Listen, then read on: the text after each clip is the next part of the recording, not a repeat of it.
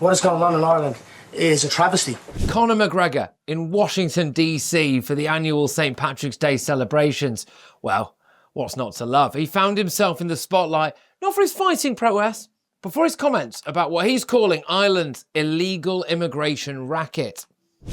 Hi, I'm Patrick Christie's and this is GBN Originals. So, McGregor, the controversial figure who's managed to offend and amaze in equal measure over the years, has turned his sights on his home country, Ireland, and the way that it's handling, or really not handling, immigration.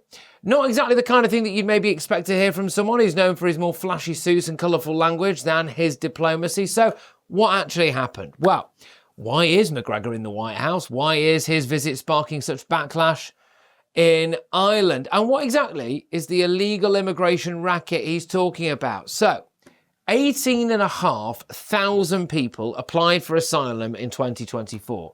That is the highest figure since record began. There was a 94% rise in asylum seekers in the first 6 months of 2024. And I invite you to do this now. Get your phone out, your laptop or whatever you're doing and Google the words Ireland and asylum seeker and just see what comes up. And I'll read this out for you now. As many as 150,000 people moved to Ireland in 2023-2024. These according to Central Statistics Offices. The highest number in 17 years. I think those people, most of them were actually there legally, but it's still an astonishing high number when you consider that Ireland's population itself is only about 5.3 million. There are nearly 33,000 international protection applicants, I think that's asylum seekers really to you and me, housed across the nation. They were mostly from Africa and the Middle East. Each costs about £70 a day, a figure that's increased by a third in 2 years. And guess where most of them have been put? Most of them have been put in some of the poorest areas around Dublin. And there have been well-reported cases of fights in the streets, a breakdown in law and order, people not feeling safe. You know where else they've been put very often as well? Hotels in the middle of nowhere. Rural communities. Ireland, of course, a very rural country. People find that their local hotel is now just a dumping ground for illegal migrants. And as there are many videos to attest to this fact, there has been a lot of civil unrest as a result of this. People saying that Irish patriots, men, women, children, taking to the streets to protest at what they see as the mass importation, both legally and illegally, of people who have no real connection to Ireland at great expense to the Irish taxpayer. Using the internet without a VPN, a virtual private network, is a bit like taking to the road without car insurance. All it takes is one unlucky moment to cost you a lot of cash. This video's sponsor is Private Internet Access. They are the VPN to help keep you safe. Click the link in the description below to find out why over 30 million people have downloaded PIA to protect themselves online. A virtual private network is an app that hides your IP address and helps keep your data private. When you're browsing the internet at home, you give up a large amount of data to businesses, to shops, and indeed to social media giants too. Hackers have the ability to steal your personal data with ease, including sensitive information such as passwords, keystrokes, and even your personal photos. Private Internet Access helps protect your personal data by encrypting your internet connection to keep your data out of the hands of cyber criminals. And it's not just hackers either to be concerned about. Information can be censored too. When Canada passed their C-18 bill, social media giants decided to ban news content on their platforms. But PIA can protect your ability to consume the news and content you love. Private Internet Access is available for Windows users, Mac OS, Android, Linux, iOS, and you can use one PIA subscription to protect an unlimited amount of devices. And we've got a huge GB News discount for you too.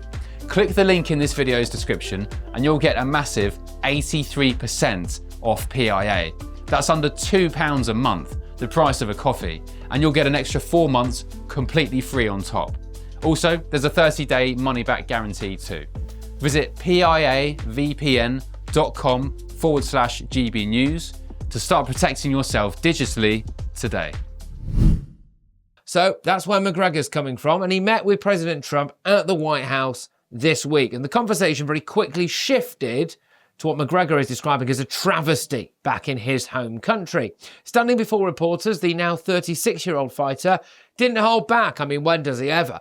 Claiming that Ireland's government is doing zero to address the issues surrounding illegal migration. He said that Ireland was on the brink of losing its national identity due to the influx of people coming to the country without proper legal checks. A man who is known maybe more for his rants on Twitter and, of course, his devastating form in the octagon than his more nuanced political analysis, is now calling for the United States to intervene in Irish immigration policy. Hey, what's next? A UFC match between McGregor and the Irish government? I would pay to see that. Of course, McGregor's comments haven't gone down too well with Ireland's political elite. And shall we all just spare a moment for Ireland's political elite? I'll do. Okay. Taoiseach Michael Martin was quick to respond, slamming McGregor for his wrong remarks, insisting that the views expressed do not reflect the spirit of St. Patrick's Day, or more importantly, the views of the Irish people. With respect to the Irish Taoiseach, I am not 100% sure that tens of thousands of blokes from the Middle East and Africa also accurately reflect the spirit of St. Patrick's Day, but there we go. Martin didn't mince his words, saying that McGregor doesn't speak for Ireland. He doesn't speak for Ireland, apparently. Deputy Prime Minister Simon Harris, he took it one step further, stating that McGregor had no mandate to speak on behalf of the country. I would just politely suggest again to Simon Harris that he might not want to poke the bear on this one. You never know. If Conor McGregor did decide to stand for election, maybe he would have a bigger mandate than Simon Harris, pun intended. So you've got the political establishment on one side, you've got McGregor, a man known for his larger-than-life persona, on the other. Well, who's right? Okay, well, let's face it. Look, McGregor has always been a man of extremes. His career, his personal life, his political views are all marked by an unapologetic, sometimes, well, what would you describe it as? Maybe full-frontal boldness, I suppose you could say.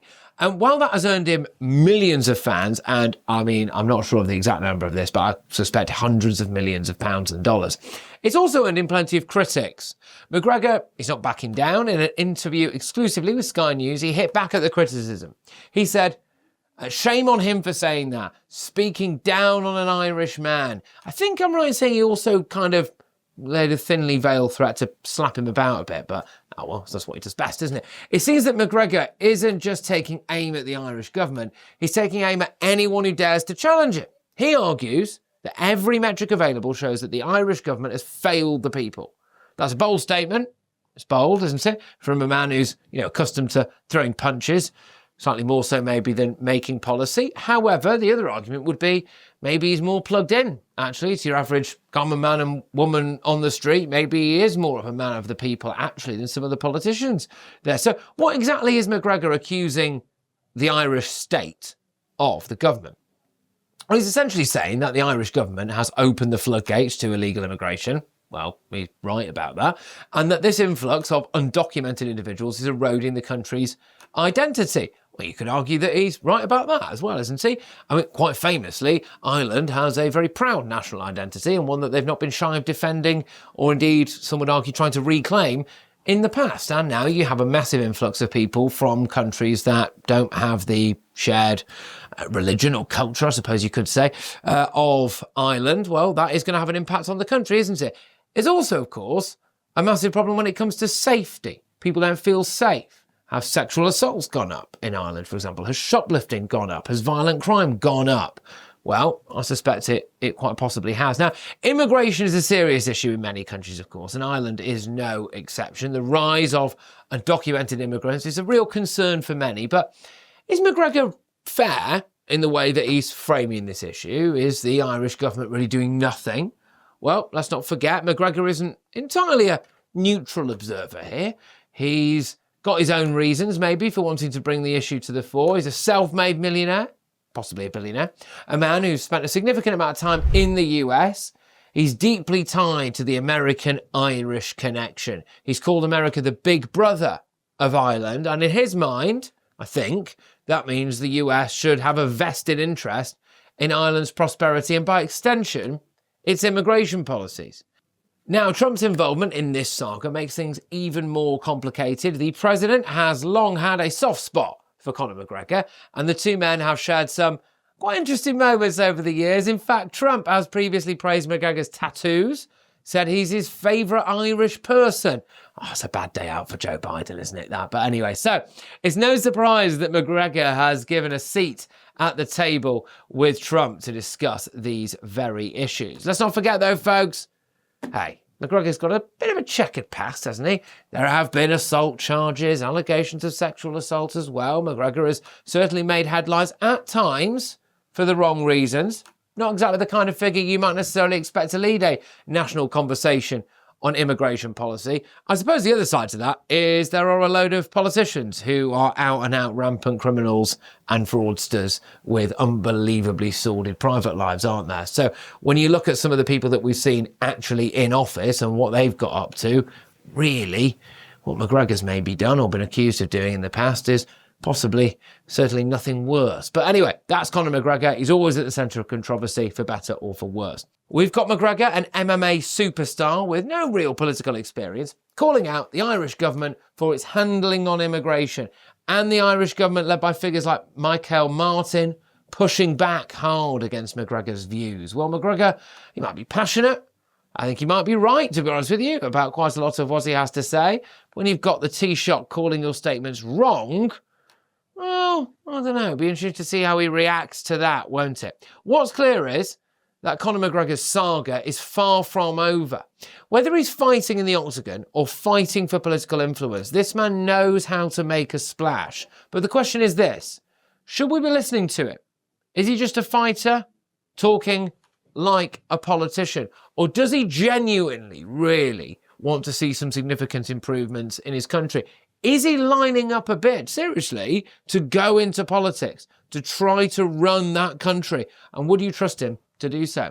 Thank you very much for watching. This has been Patrick Christie's. Don't forget to subscribe to the GB News YouTube channel for more.